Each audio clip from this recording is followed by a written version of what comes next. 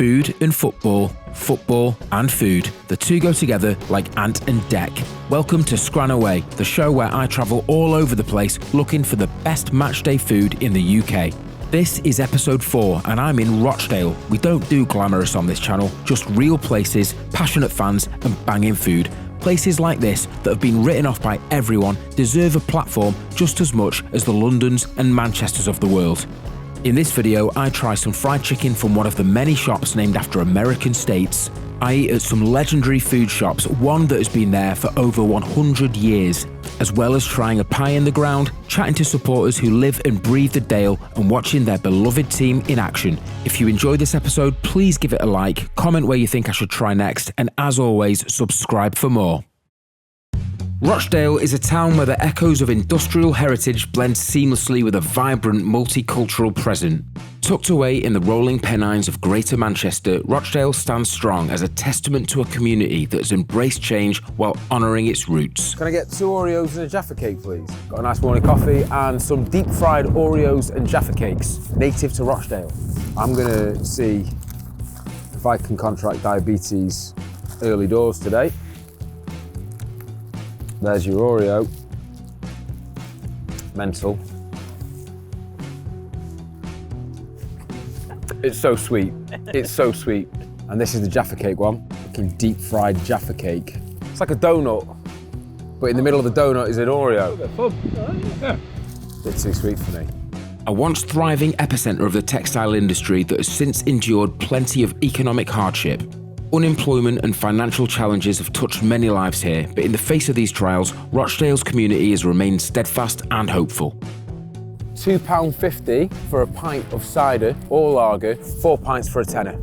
It's like this place just hasn't left the early 2000s, and it's fantastic. He nearly fucking died, that kid.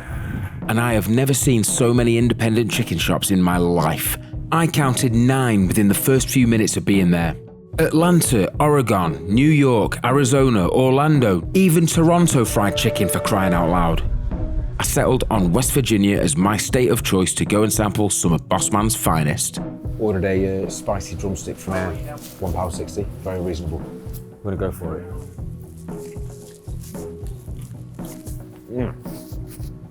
Some good sauce that, you know. Wants to show off some more stuff, doesn't it? It's spicy now. My nose is starting to run a little bit. There we go, boss. Thank you very much, sir. Peri wings as well. The people of Rochdale are spoiled for choice when it comes to wings.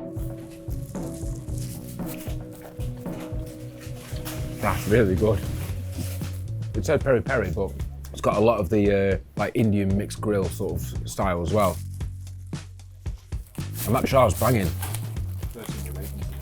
This is the best one, yeah. Just get my macros in.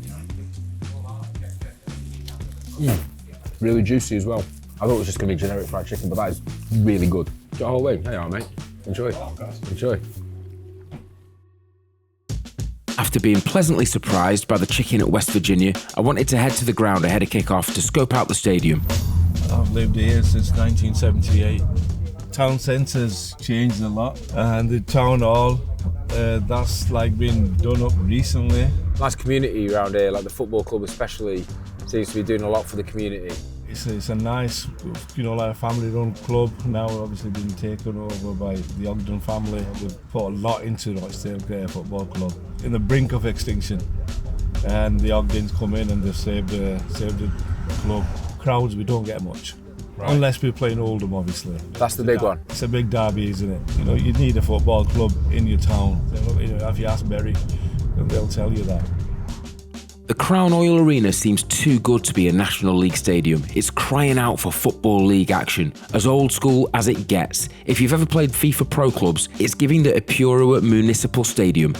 By the dugout sits a statue, not of a legendary player or manager, but of David Clough, a lifelong fan who left everything in his will to the club when he passed, and in turn, the club put up a statue, bronze immortality, because in this town, the club and the community are the same thing.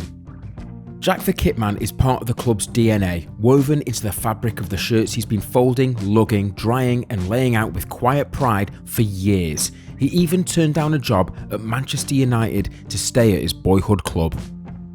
Directly opposite the stadium is WILBUTTS Lane Fish and Chip Shop, a no-nonsense classic salt-of-the-earth chippy, serving up great value scran for home and away fans alike, and it's been a matchday staple with fans for longer than I could even begin to contemplate. Can I get the fish and chips, please? Some curry sauce as well. I've been here 23 years, 6 years on my own. Before that, we're with my mum. 101 years it's been chippy. It's a 100-year-old chippy. So there's the footy club. Wow.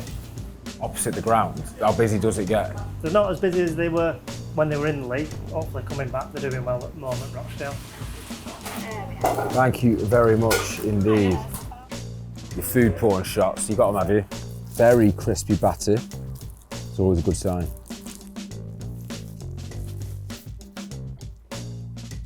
The batter's really light, airy almost.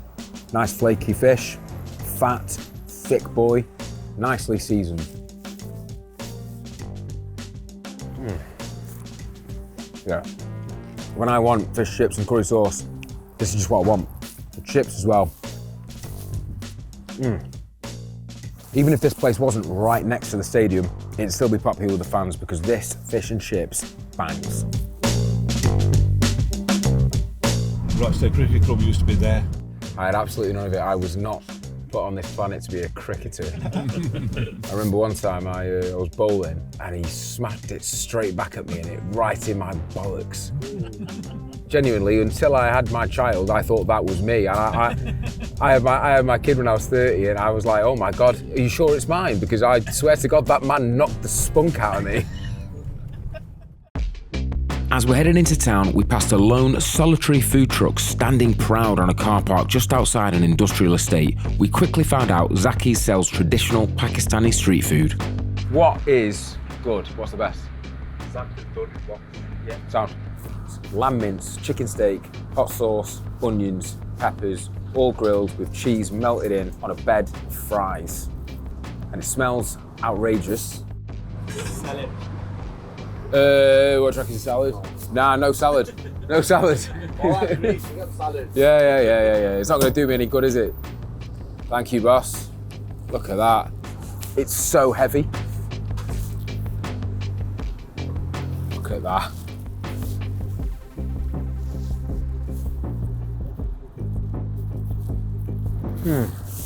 Mate, it's like a symphony in my mouth. That's unreal, that. It's creamy as well with the cheese. Oh, it's special, that. Signature sauce with all those like little crushed up chilies in it. Oh wow. It's not like your standard loaded fries, this.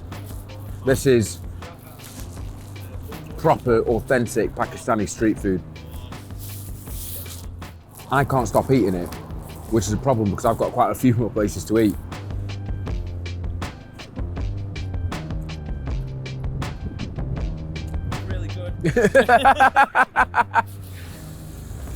This is the omelette bit, yeah.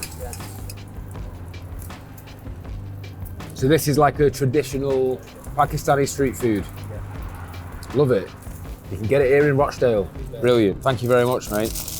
So here we have the Andy Shami burger.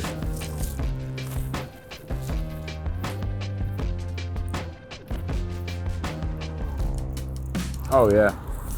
It is like a unique taste as well. It's not something I've had before. Everything about it is really subtle. Even down to texture. The texture's soft. It's not hard to bite into, it just sort of goes into your mouth. And all the flavours come together from all the different sauces on there and all the salad and the cabbage and the red onion and that chicken and chickpea shami patty. It's serious stuff, this. Sometimes you drive past a gaff that just looks good and you get a good feeling. And I'm so glad that we are here. What sort of places do you like to eat then when you're not at home? The KEBAB house on Milkstone Road, which is like, it's been going for years and years. Is that the place with the red doner meat? The red meat? That's the one, yeah. Right, so that's the best one, yeah? That is the best one. Right. You can't beat it. We'll go there. The Kebab House is an institution that has been passed down for generations, selling their signature red doner meat since the 70s. I've been coming here for over 35 years.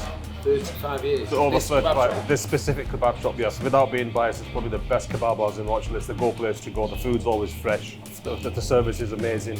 I'm a foodie myself, so it's probably the best place in Rochdale. I know people who come over from Huddersfield, Bradford, Leeds just to try this kebab. So I'm fortunate that it's in Rochdale. Yes. What do you order when you come in? My favourite is a doner kebab on a pizza or the mixed grill. It's supposed to be on a diet, so please, I hope my wife doesn't see this. Shahid and his brothers are the latest in line to take on the family business. They really care about what they do, and that's why the punters love the kebab house. So this doner meat is a lot redder than the usual doner meat. This doner meat is actually how we make our own. We've had it in the family now since the early 80s. The shop has actually been open since 76. Our family's had it since 82, 83. And you've been doing red doner meat since then? Yes, same recipe, the doner meat. It's always been like that. That's our signature dish. There you go. That is sensational, you know. I've not tasted anything like that before. I think once you go past Birmingham, you won't find something like this. It's normally the grey stuff or the brown stuff that you might see. Yeah, it is, yeah. Normally grey, it looks like an elephant's leg. Yeah, that's what elephant's leg, and then they just put sauce all over it. Whereas this, you don't need to put sauce on it, it's already spiced. When the football's on, do you get busier? Yes, football does play a big part in how busy we are, how not busy we are. I hope it continues for many more generations. Thank you very much. Because this is fantastic. Honestly, mate, this is just so good. As well as being spoiled for choice with pre- and post-game food choices, Rochdale has some top-quality boozers. Home and away fans can be found lubricating their vocal cords for the game from mid-afternoon in one of many friendly establishments around the town. We settled on the RATCLIFF, a social club attached to the stadium, to find out what role the supporters have at the club. The main thing the supporters trusted was become the major shareholder in the club. New board stepped up. Done a great job, haven't they, the Ogden's bringing? Amazing people, lovely to meet. They've got time for anybody. Really, really friendly, really focused on the community, not just the football club. If you look around here now, you can see all the kids. Everyone bringing the family here. It seems like a really great feel around the club. I mean, it's always been good. It has been a bit, sad these past few years coming out of the football league, but the kids haven't stopped coming, and that's the future of the club, and that's absolutely, what we encourage.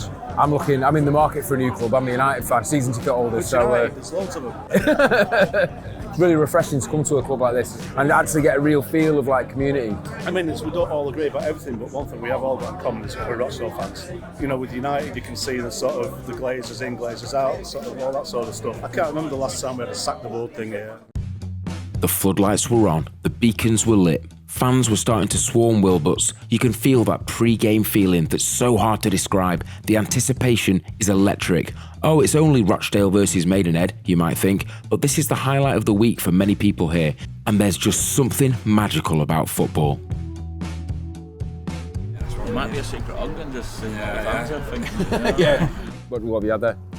I've had pudding, curry sauce, chips. Hollands pudding, yeah, not a rag pudding.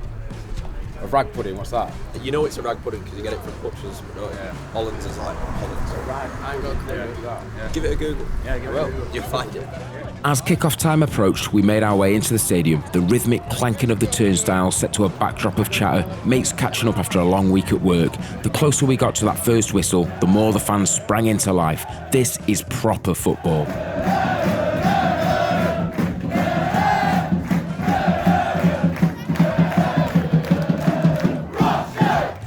Half-time arrived, and that could only mean one thing: the pie review.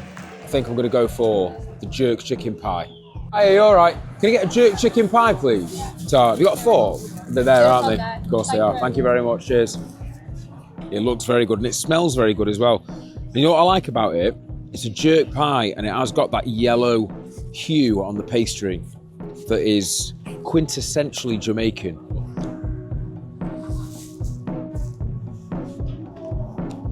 It's got a nice kick to it. It's rich, pulls apart easy. I give this pie a good solid 7. It doesn't excel, doesn't go above and beyond what it's meant to do, but it's a pie at a footy game. What can you expect? It's better than the ones I'm used to at Old Trafford, let me tell you that much. And if Sir Jim is watching this, sort it out. The Scran away streak continues with a 3-1 victory for the Dale. Rochdale had always been just another team I heard at 5 p.m. during the classified results on the radio. But experiencing the place behind the name has been a genuine pleasure. Every team in the country has a story to tell, a community and a food scene to uncover. and I want to see them all. If you enjoyed this episode, please do give it a like, comment where you want me to go next, and as always, subscribe for more.